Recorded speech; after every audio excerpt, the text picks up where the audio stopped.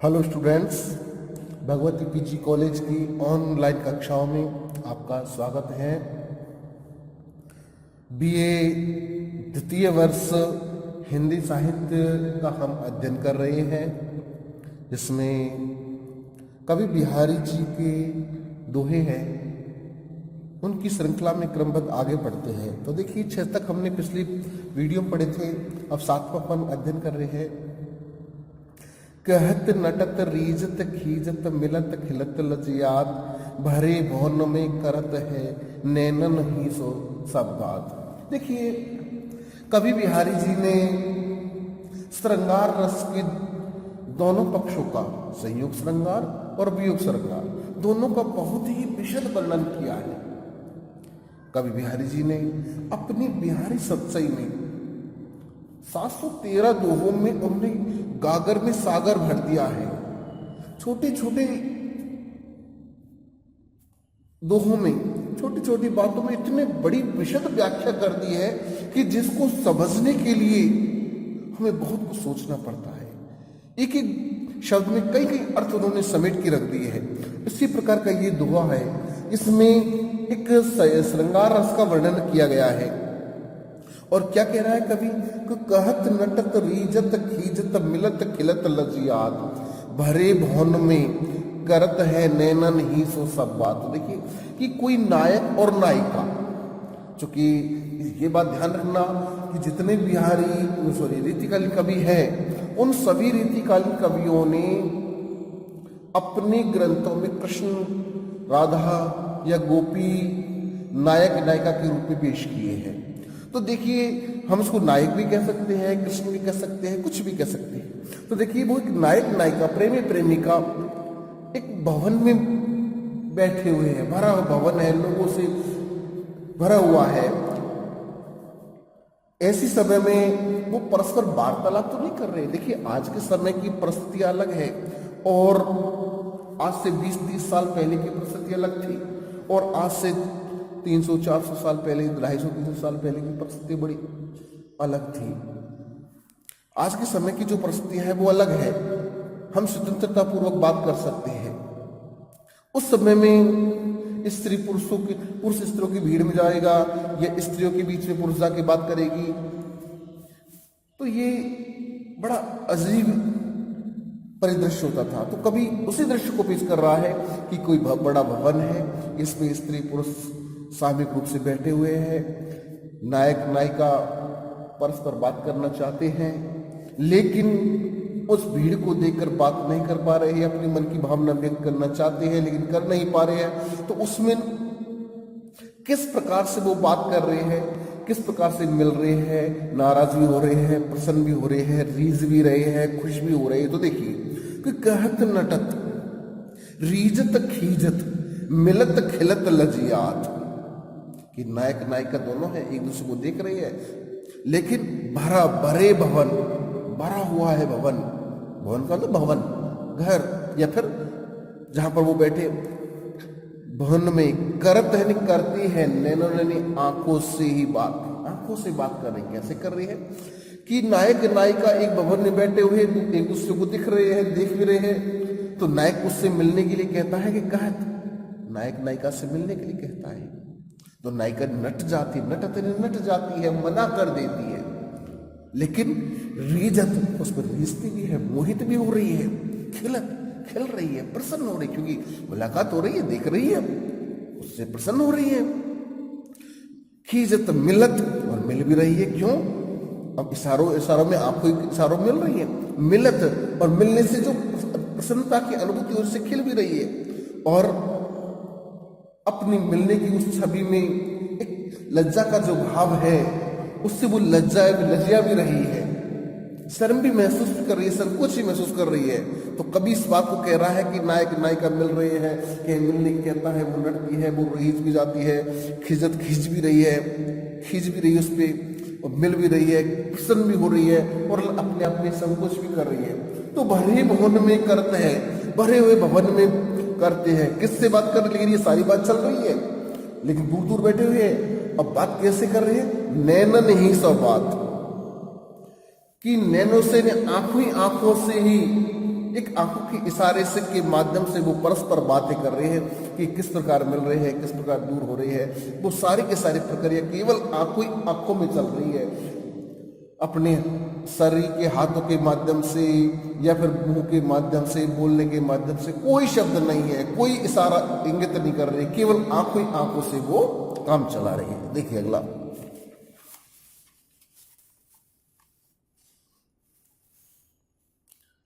अच्छा, इसी श्रृंखला में अगला जो 8वां है उसी में भी इसी प्रकार के भाव व्यक्त किए गए हैं कि लखी गुरजन बिच कमल सो शीस छुआयो शाम, हरि सन्मुख करी आरसी हिय लगाए बाम। ध्यान दीजिए,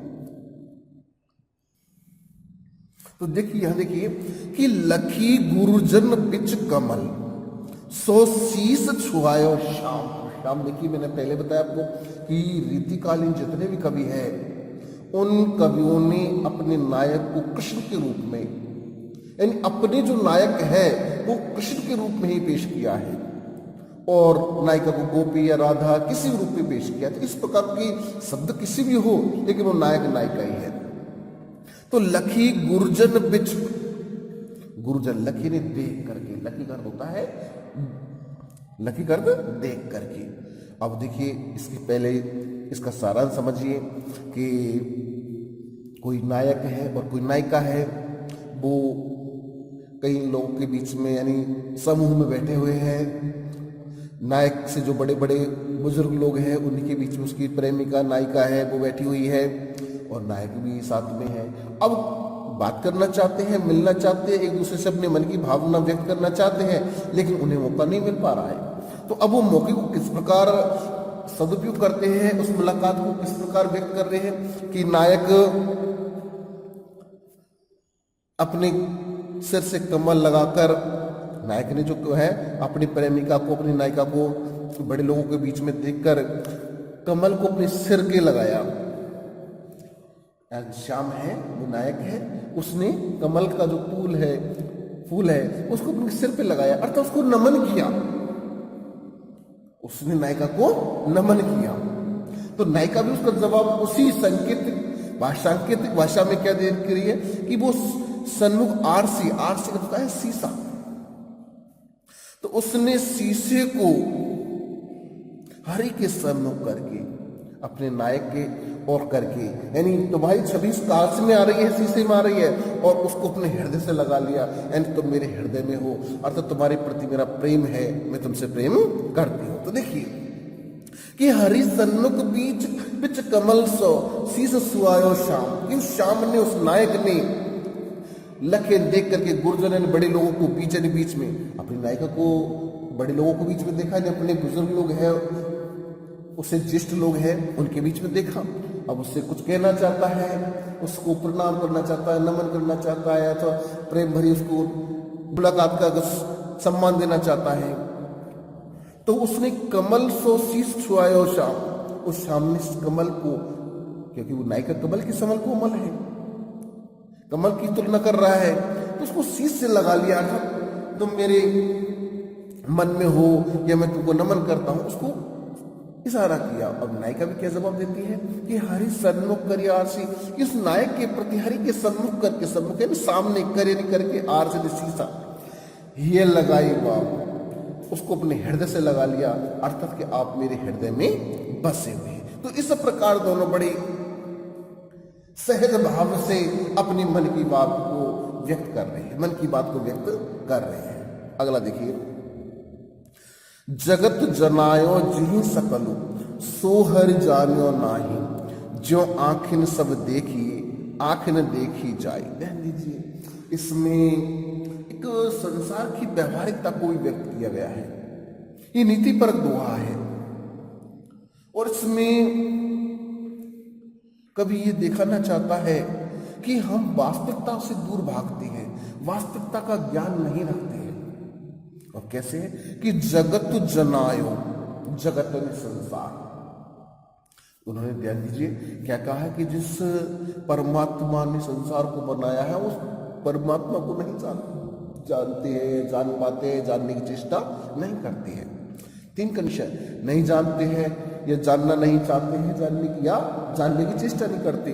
किस प्रकार कि जिस प्रकार आंखें हैं हमारी, इन आंखों से हम संपूर्ण संसार को देख लेते हैं, लेकिन इन्हीं आंखों से हम अपनी आंखों को वापस नहीं देख पाते हैं। तो देखिए कि जगत जनायो जी सकल, जगत यानी संसार, जनायो ने पैदा किया, उत्पन्न किया, बनाया है, जिहन जिसने, सकल ने संपूर्ण, कि जिसने ये सारा संसार बनाया है, सृष्टि का निर्माण किया है, सो हरि जानो ना, सो यानी वह, हर यानी परमात्मा, जानो ने जाना, ना यानी नहीं, उस परमात्मा को हमने जाना नहीं है। यानी जिस परमात्मा ने इस संसार का निर्माण किया है, इस संसार को बनाया है, उस संसार को हम नहीं जानते हैं, उस परमात्मा को हम नहीं जानते हैं या जाना ही नहीं है। जानो, उसको जाना ही नहीं है हमने,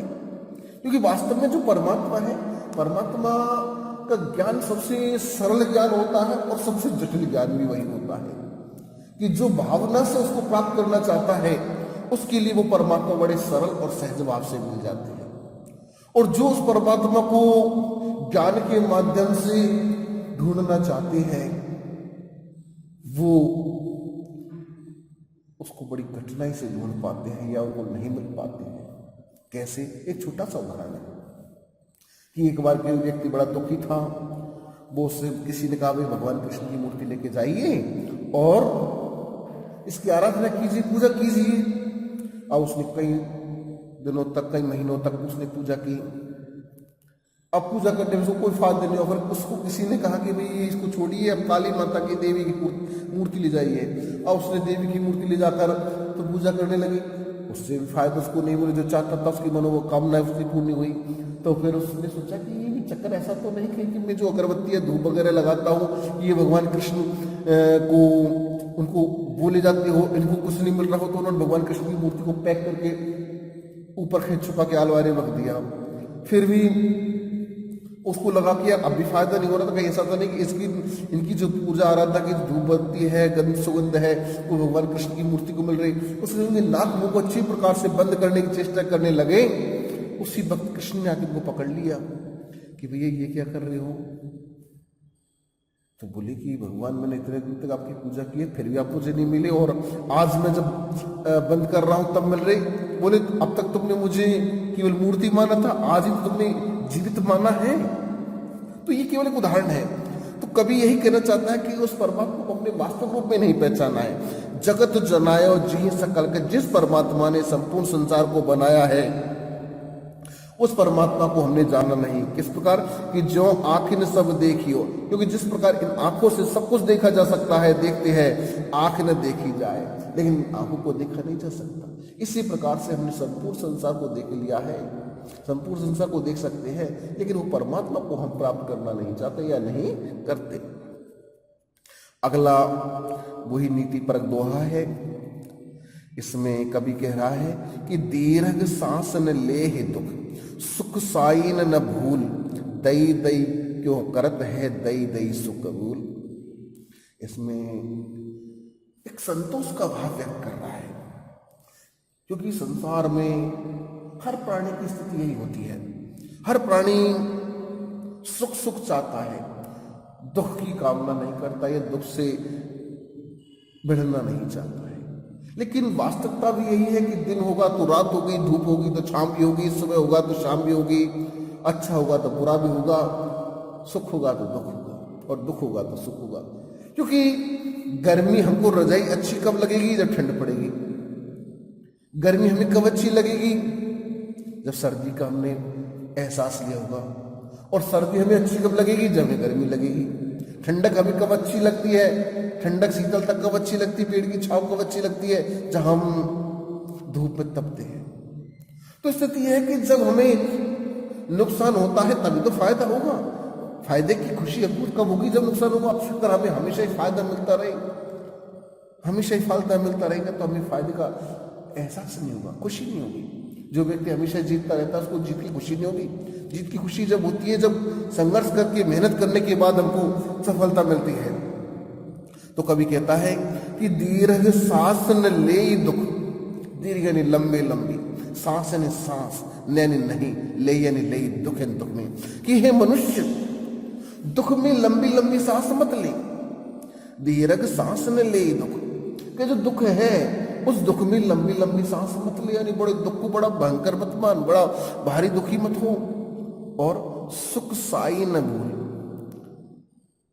सुख साई ही न भूल, और सुख में साई, साई यानी मालिक, परमात्मा, स्वामी, मालिक, उसको न मत भूल। क्योंकि दुख आता है तो लंबी लंबी सांस लेने जाता कि हे भगवान मेरे बहुत बड़ा संकट आ गया, मैं मर रहा हूं, मैं कष्ट में हूं, ये हूं वो हूं, इस प्रकार दुख लंबी लंबी सांसें मत ले। और सुख में अपने साईं यानी परमात्मा को मत भूल, सुख साईं न भूल, कि जैसे थोड़ा सा सुख आ जाता है तो परमात्मा को होने कोई दिक्कत नहीं है। हम जैसे बहुत से आज देखते हैं कि किसी को थोड़ा सा पद सम्मान गरिमा अच्छा धन वैभव मिल जाता है तो वो सबसे पहले अपनी जान पहचान वालों को भूल जाता है, ये कौन है भैया, अरे तेरे को मैं जानता नहीं हूँ। और दुख के समय में अरे भैया मेरी जान पहचान वाले हैं लेकिन मुझे बुलाते ही नहीं है, मुझसे बात ही नहीं करते हैं। तो दुख में तो ये कर रहा है कि लंबी लंबी सांस ले रहा है, और सुख में तू उनको नहीं भूल रहा है। सुख में तो हम अपनी पहचान वालों को नहीं भूलते हैं और दुख में वो हमको नहीं पहचानते, यानी हमसे दूर रहते हैं। तो दीर्घ सांस न ले ही दो, कि दुख में लंबी लंबी सांसें मत ले, और सुख में अपने साईं यानी परमात्मा को मत भूलो। इसलिए आगे कभी कहता है कि दई दई क्यों करत है, दई दई सो कबूले, कि हे बर तू दई दई क्यों करता है, जो दिया है उसको कबूल कर।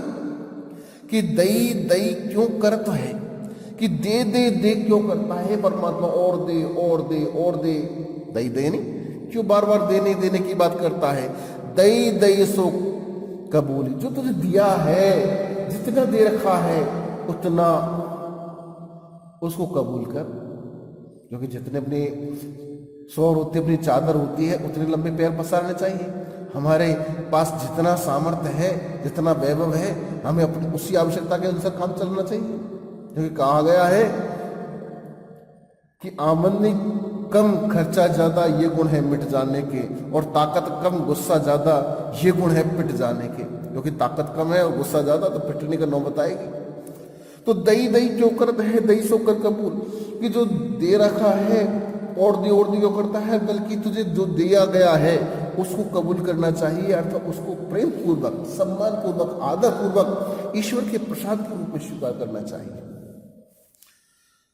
हाँ भाई, अगला पुनका तो ये अपना दोहा है। अगला है, बैठी रही अति सघन बन, बैठी सदन तन माय, और देख दोपहरी जेठ की छाए और चाहते छाए। गांधी जी इसमें कभी ने गर्मी का वर्णन किया, गर्मी ऋतु का जो है, क्योंकि बिहारी बहुज्ञता है, बिहारी की बहुज्ञता यही है कि उन्होंने हर प्रकार के भाव का, हर प्रकार के सार का वर्णन किया है। कभी उन्होंने श्रृंगार का, कभी संयोग श्रृंगार का, वियोग श्रृंगार, कभी उन्होंने नीति का, कभी ज्ञान का, कभी भक्ति का, कभी चिकित्सक का, कभी गणित शास्त्र का, इस तरह बहुत सारे उन्होंने भाव प्रस्तुत किए हैं। तो देखिए यह गर्मी का उन्होंने बड़े एक सटीक रूप में पेश वर्णन किया है। क्या क्या है कि बैठी रही अति सघन बन, बैठी सदन तन माह, देख दोपहरी जेठ की छायो चाहती छाए। कि देखिए इसमें उन्होंने क्या किया है कि जैसे वृक्ष के जो पत्ते होते हैं वो भी एक तरह से कुंभलाकर उसकी टहनी के नीचे आ जाते हैं। सर्दियों में वृक्षों की छाया दूर दूर तक जाती है, फैले रहती है, और गर्मियों में वो कोई पत्ते कुंभलाकर एक उसकी डालों के नीचे से घुस जाते हैं। तो कभी वही दृश्य को प्रस्तुत कर रहा है कि बैठी रही अति सघन बन, कि सघन यानी घनीभूत बनकर बैठ जाती है। बैठ सदन तन माए, तन सदन तन यानी घर रूपी, शरीर रूपी घर की बैठे नहीं बैठ जाती, घुस जाती है। तन मायन सदन यानी घर, तन यानी शरीर रूपी जो घर है उसके मायन में, कि जो छाया है यानी वृक्षों की जो छाया है, पत्तियां है, वो फैली हुई रहती है, लेकिन जैसे जैसे दोपहरी पड़ती है तो वो सघन हो जाती है, बैठी रही अति सघन बन जाती है, घनी बन जाती है, यानी जैसे फैली हुई होती है वो सघन यानी संकुचित हो जाती है, छोटी बन जाती है, और कहाँ बैठ जाती है, कहाँ बुझ जाती है या कहाँ छुप जाती है, अपनी तन रूपी शरीर की में घुस जाती है, अर्थात टहनियों में, अपनी छाया की जो छाया की टहनी की टहनियां हैं, ये छाया है, वो छाया में सब कुछ होकर अपने शरीर रूपी छाया में घुस जाती है, यानी छाया भी डूब जाती है। तो कैसे आगे क्या कहते हैं कि देख दोपहरी जेठ की, कि जेठ के महीने की जो दोपहरी पड़ती है, क्योंकि भारत में जो सबसे भयानक गर्मी, भयंकर गर्मी पड़ती है वो जेठ के महीने पड़ती है। तो देख दोपहरी जेठ की जो दोपहरी होती है, छायो चाहती छाए, वो छाया है वो भी स्वयं छाया चाहने लग जाती है, भैया कि मुझे भी कुछ छाया कर दो। सब लोग ये चाहते हैं कि हमें छाया मिले, लेकिन छाया से जाके पूछो कि भैया मुझे कोई छाया दे जाए, तो वो भी अपने शरीर रूपी छाव में घुस जाती है। जिस प्रकार का उदाहरण दे रहा हूं, कभी ने प्रस्तुत किया उदाहरण कि जिस प्रकार को पेड़ की पत्तियां टहनियां सिमट कर उसकी टहनी नीचे उसके नीचे आ जाती है, छाया भी बिल्कुल नीचे उसकी आ जाती है, तो ऐसे ही छाया भी अपने शरीर रूपी छाया के नीचे आ जाती है। देखिए अगला है, ये अपना हो गया, अगला 12वां दोहा है कि कागद पर लिखत न बनत, कहत संदेश लजात, कहिए सब तेरो हियो मेरे हिय की बात। तो ध्यान दीजिए, कोई नायक नायिका का कोई ब्रह रूप का वर्णन है कि कोई नायक अपनी नायिका या नायिका अपने नायक कभी ने पेश नहीं किया है, लेकिन वो जिसके माध्यम से कह रहा है वो उस बात को व्यक्त कर रहा है। पहले वो कह रहे कि कोई नायिका है, वो कह रही है कि मैं कागज पे लिखना चाहती हूँ लेकिन लिखा नहीं आ रहा है, क्योंकि आंसू गिर जाते हैं, नहीं लिखा नहीं आती है, और अगर जवानी संदेश भेजना चाहती हूँ तो मुझे लज जाती है। लेकिन तुम्हारा जो हृदय है, संदेश भाग से कह रही है, अब संदेश भाग उसकी दूसरी सहेली है, कौन है, कभी ने यह विश नहीं किया कि वो संदेश भाग है कि तुम्हारा जो हृदय है मेरे हृदय की सारी बात वहां जाकर व्यक्त कर देगा या कह देगा। तो देखिए कि कागज पर लिखत न बनत, कि कागज पर मेरे हृदय की भावना है, मेरे मन का प्रेम है या मन की पीड़ा है, वो लिखने में नहीं बनती है, लिखाव नहीं आती है। और कहत संदेश लजात, और कहने में, मुझे संदेश कहने में, सूचना देने में, प्रेम की बात कहने में लज्जा आती है, अर्थात मैं उसको व्यक्त नहीं कर पाती हूँ, उसको कहने में मुझे संकोच होता है। लेकिन कहिए सब तेरो ही हो, लेकिन जो तुम्हारा हृदय है, जिसने मेरी इस अवस्था को देखा है, तो कहिए सब तेरो ही हो, मेरी जो पीड़ा है, मेरी मन की तड़फन है, वो सारी बातों को तुम्हारे मन ने देखा है, इसलिए कहिए सब तेरो ही हो। तुम्हारा जो हृदय है वो कहेगा मेरे ही की बात, मेरे हृदय की जो बात है, मैं जो कहना चाहती हूँ, वो सारे के सारे उस नायक से या उसके प्रेमी से जाके सारी बात कह देगा। तो आज के लिए इतना ही, अगले वीडियो में अपन आगे का अध्ययन करेंगे। धन्यवाद।